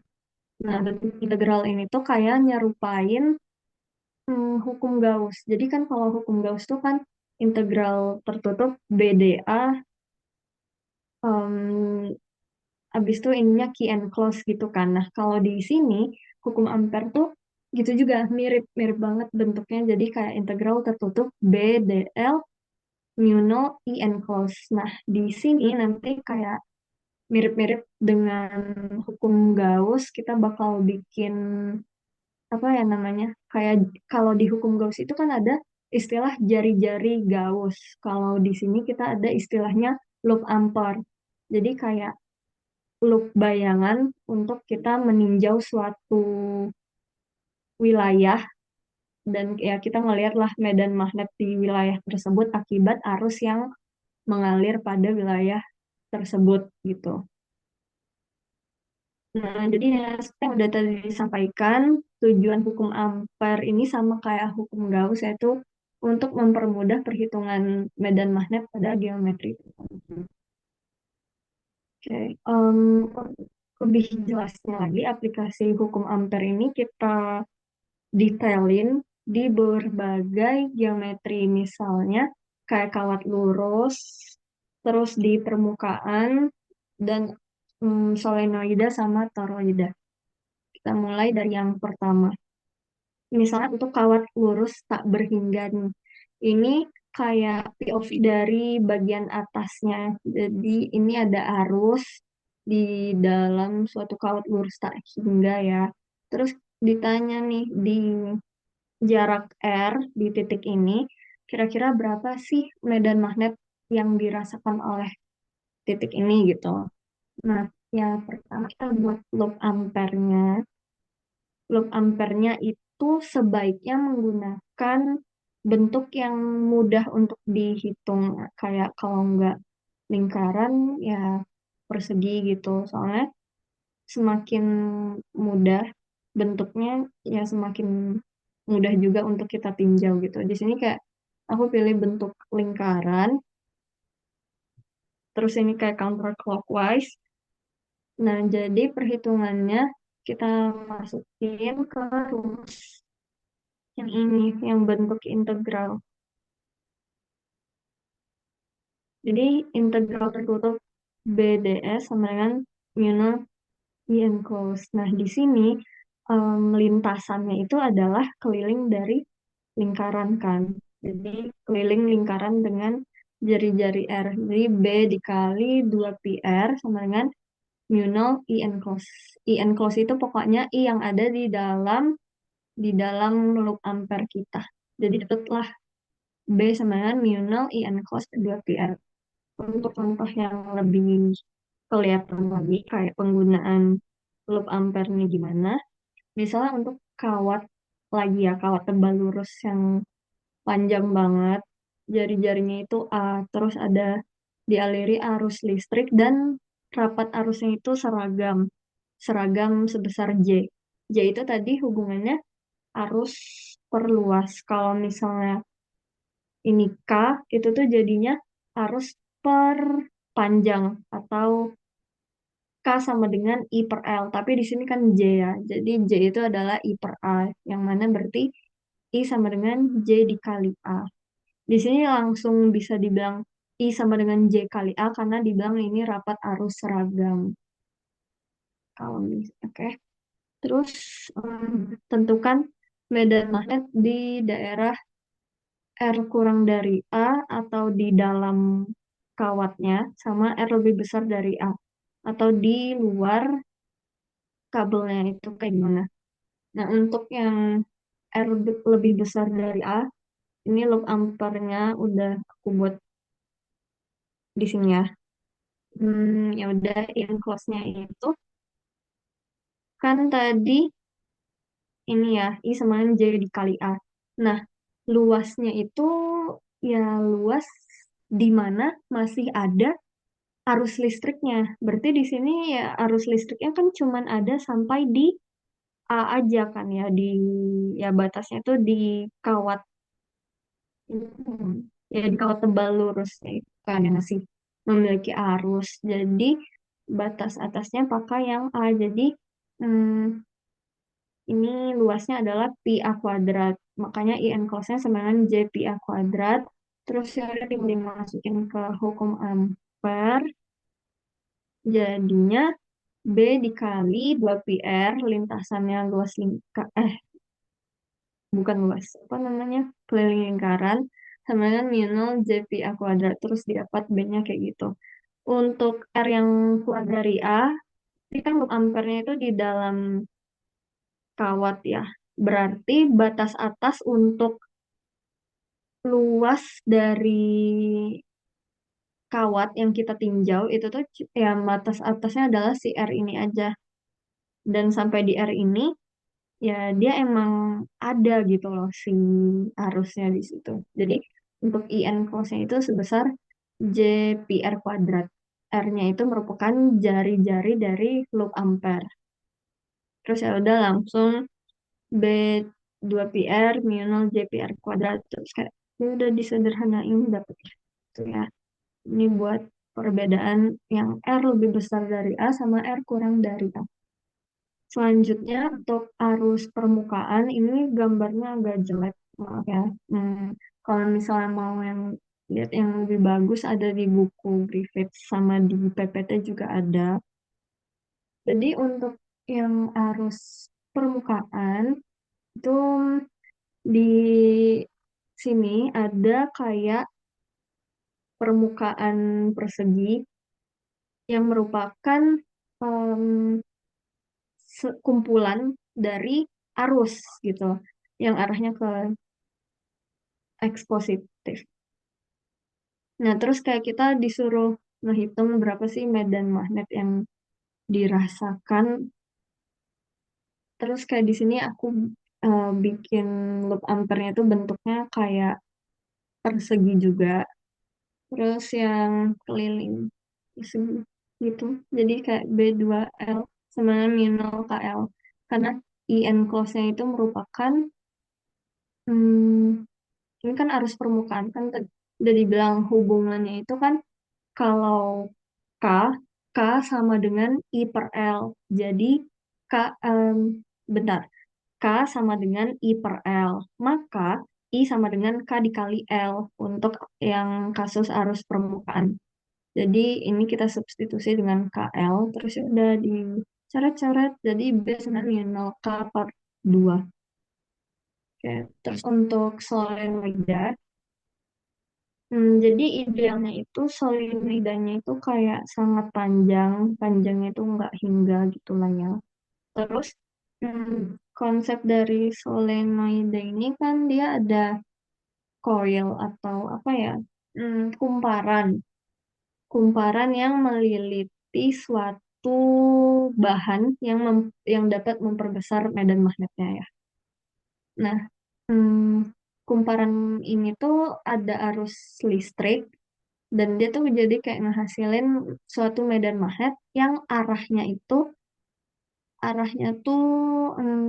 ke sumbu Z gitu. Jadi kayak medan magnet yang dihasilkan itu bukan ke arah radial ya guys. Jadi dia tuh kayak ya pokoknya kan bayangin aja, remind lagi materi TPB-nya kan ada itu ya, apa namanya, kaidah tangan kanan. Jadi kalau misalnya ini ada kumparan, terus arah lilitnya tuh kayak gini ke bawah ya berarti coba empat jarinya itu dari bawah naik terus kayak genggam sesuatu gitu, ntar jempol kalian ke arah kanan. Nah, itulah arah dari medan magnet yang dihasilkan oleh kumparan I itu. Terus ya udah, kalau untuk solenoida, dia tuh untuk di luar solenoida, dia tuh nggak menghasilkan medan magnet. Jadi kayak medan magnetnya cuma ada di dalam dan dapat dihitung dengan persamaan itu mu 0 N dikali I ya mu 0 NI. N-nya itu banyak lilitan. Terus ini kayak arahnya sekali lagi aku tekankan karena arusnya itu udah ya melingkar lah ya ibaratnya melingkar ke bawah gitu. Jadi medan magnetnya itu arahnya ke sumbu Z gitu deh. Ya pokoknya kayak gitu. Terus untuk toroida, kalau toroida ini dia hmm, sebenarnya sama kayak solenoida, kumparan juga coil, tapi dia kalau solenoida tuh kayak ya udah lurus gitu. Nah, toroida ini dibuat melingkar gitu. Nah, terus untuk rumusnya, kalau toroida itu medan magnetnya mu 0 Ni per 2 ps. Nah, untuk arahnya tapi dia arah C, kayak radialnya gitu ya. Terus sama juga untuk di bagian luar dari toroida, dia tuh nggak ada medan magnet. Oke, kita masuk ke contoh soal. Sebenarnya beberapa contoh soal Kak, itu bakal Kak, ke atas ya. lagi dong. Ketinggalan bagian yang itu, yang i enclose, yang 2 PR ke atas, yang loop ampere, loop ampere, loop ampere, loop ampere, loop ampere. Iya, yang contoh itu Kak. Ketinggalan yang contoh, yang atas-atas. Iya, iya, itu. Ke bawah, bawah, bawah. Itu contoh, contoh. Ini ya, oke, oke, oke. Jadi kan tadi udah aku bilangin, kalau misalnya di hukum Gauss, itu kan kita ngebikin jari-jari bayangan, jari-jari Gauss, dan kita lalu meninjau di dalam jari-jari tersebut ada berapa aja sih key yang terselubung atau key yang dipeluk oleh si jari-jari itu. Nah, kalau di hukum ampere, kita pakai istilah namanya loop ampere. Jadi, teman-teman bisa bayangin nanti bikin suatu geometris yang ngikutin bentuk dari penampang yang kita lagi tinjau. Jadi, misalnya untuk yang contoh ini kan kawat yang kita tinjau dari atas ya, POV-nya dari atas, jadi bentuknya lingkaran. Jadi ya udah kita berarti loop ampernya itu bentuknya lingkaran. Oke, nah untuk yang R kurang dari A, sorry, ini R yang lebih besar dari A ya udah kan ini jari-jari kawatnya A, terus ya udah kita bikin loop ampernya gedean. Terus kita lihat di dalam loop ampere ini enclose-nya ada berapa, ada kayak gimana gitu. Nah, kan I itu sama dengan J dikali A. Di sini A-nya itu ya luas dari kawat yang masih memiliki arus. Jadi di sini kita pakai A-nya adalah pi A kuadrat. Ya dibatasi nama jari-jari dari si kawatnya gitu. Sementara kalau untuk yang R kurang dari A kan kita bikin loop ampernya di dalam ya, karena ya sesuai di soal R-nya kurang dari A. Selanjutnya, hmm, ya udah kita hitung berarti I enclose-nya itu J dikali A dengan A-nya itu berarti pi R kuadrat. Karena bukan ninjau semuanya, tapi kayak dia benar-benar yang di dalam aja sampai jari-jari R aja yang ditinjau. Gimana, aman nggak? Sama kok kayak hukum Gauss konsepnya.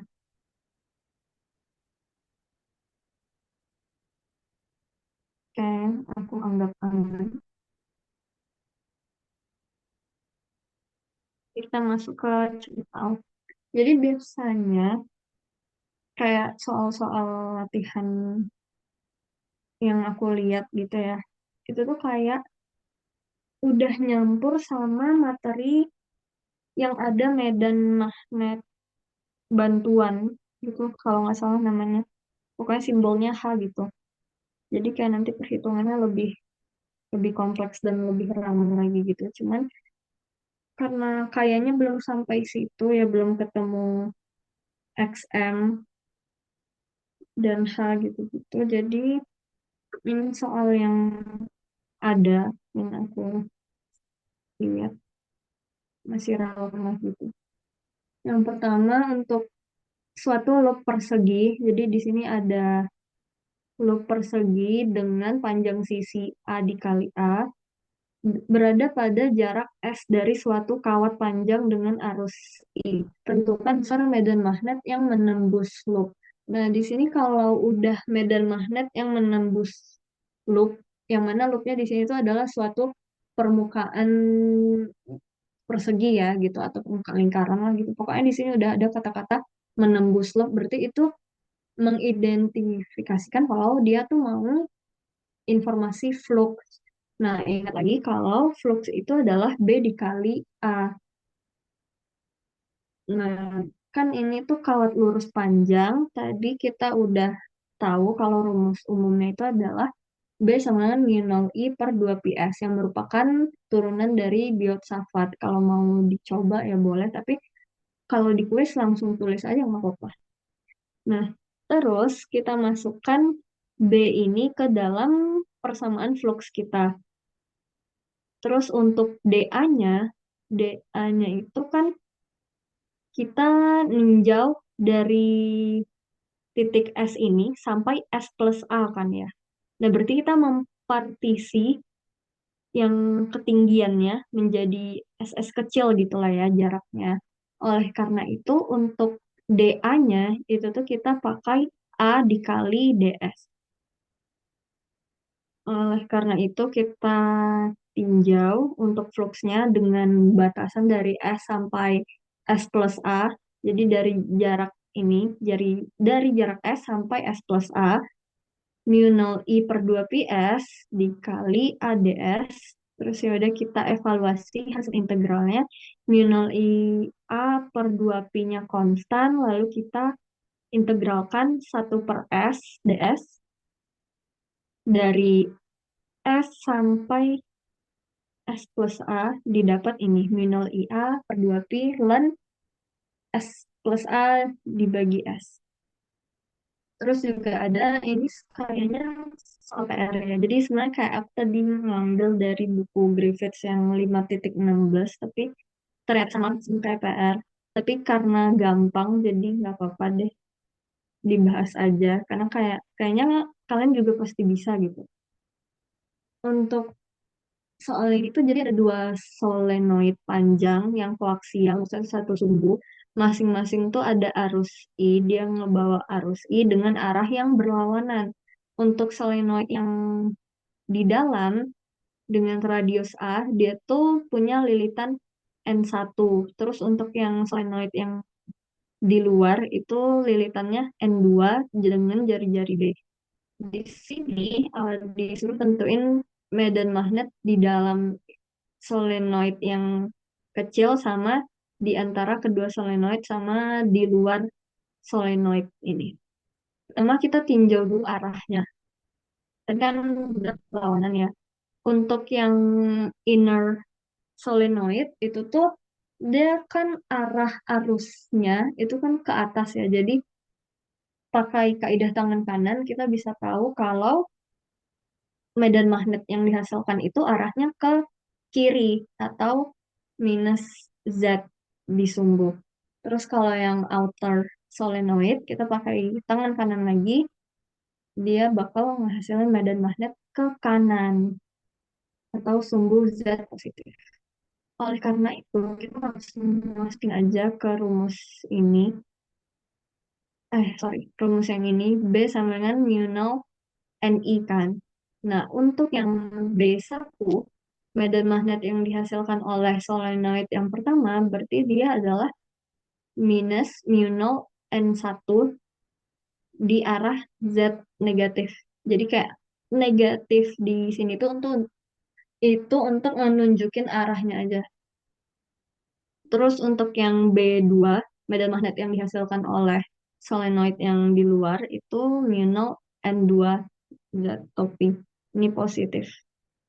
Terus ya udah untuk di dalam inner solenoid yang dirasakan oleh inner solenoid itu selain dari B1 juga tambahan dari B2. Oleh karena itu makanya untuk di dalam solenoid yang kecil itu dia B1 tambah B2 itu mu 0 I N2 min N1 arahnya Z gitu. Terus untuk yang kedua di antara kedua solenoid berarti kan udah di luar dari solenoid yang pertama kan ya, sesuai dengan hasil penurunan hukum Ampere untuk solenoida, kalau di luar tuh, kalau di luar solenoida, medan magnetnya itu nol atau enggak ada. Jadi, medan magnet yang dirasakan di antara ini tuh cuman ada dari medan magnet dari solenoid yang di luar. Jadi ya udah medan magnetnya mu 0 N2 I arahnya Z. Terus untuk yang ketiga, medan magnet di luar solenoid keduanya. Ya udah nol. Udah gitu aja. Tidak ribet.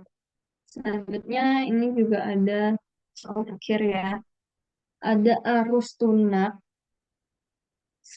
I mengalir sepanjang kabel silinder panjang tak hingga dengan radius A. Nah, arus ini tuh terdistribusi sedemikian rupa sehingga ada J yang proporsional dengan S, jarak dari sumbu pusatnya. Ya udah ini hubungannya J sama kali S. Terus disuruh hitung medan magnet untuk di dalam apa namanya di dalam kabel sama di luar kabel silinder itu. Pertama-tama Kan tadi udah dibilang ya, kalau kalau K tadi I per L. Nah, kalau J dia itu I per A. Jadi ya udah bisa kita tinjau untuk si silinder panjang dengan radius A ini, I-nya itu sama dengan integral dari pusat ke jari-jarinya yaitu A, JDA. Nah, DA-nya ini karena ini silinder, jadi kita pakai rumus luas penampang silinder yaitu 2 pi. Oke, habis itu ya udah, kamu hitung. Habis itu pokoknya K-nya sama dengan 3I per 2 pi A pangkat 3. Nah, terus ya udah. Ini kita bisa hitung I enclose yang untuk S min. S orang dari A sama Ada tutor. ya gimana?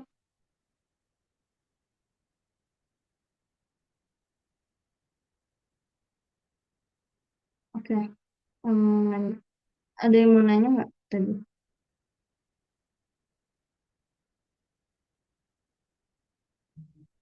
Oke, kita lanjut ya. Jadi di sini untuk I enclose yang S kurang dari A, ini aku nggak gambar untuk loop ampernya, tapi bisa dibayangkan aja. Jadi di dalam A ini ada suatu loop ampere dengan jari-jari S.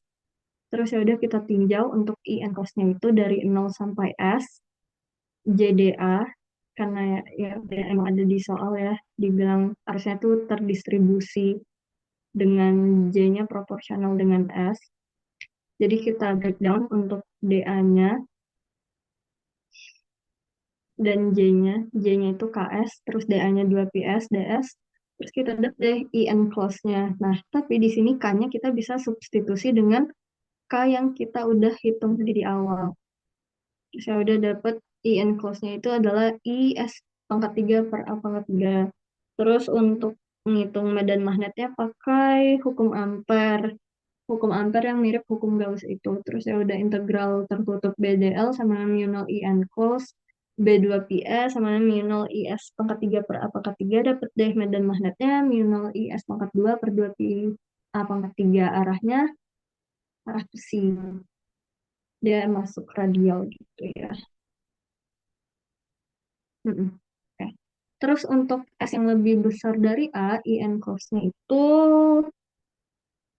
kan berarti benar-benar 0 sampai A ya. 0 sampai A maksudnya itu adalah daerah yang masih ada gitu loh.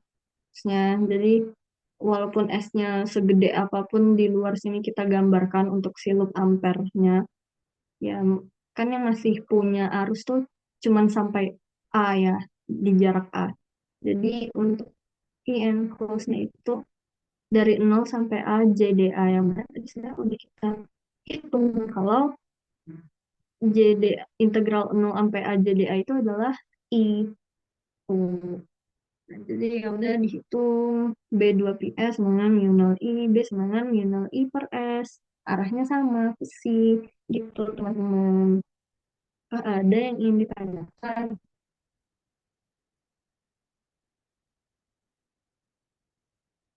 Hmm,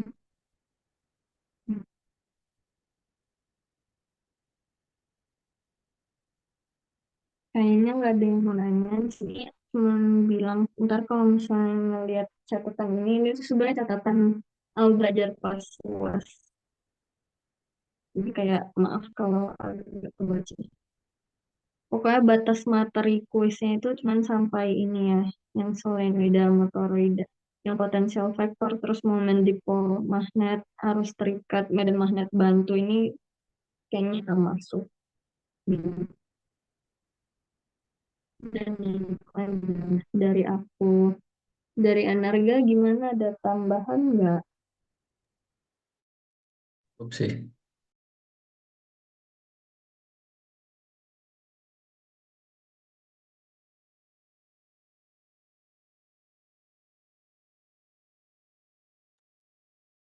Oh iya, aku kurang tahu sih soal kuis nanti bakal kayak gimana. Kalau misalnya ngeliat dari PR, kayak mostly hitungan ya, bahkan semuanya hitungan. Tapi waktu dulu aku kuis sama Pak Supri tuh ada pertanyaan tentang konsep. Jadi kayak sempat ditanya arus tunak itu apa. Jadi kayak coba dibaca-baca lagi PPT-nya. Arus tunak tuh apa sih gitu.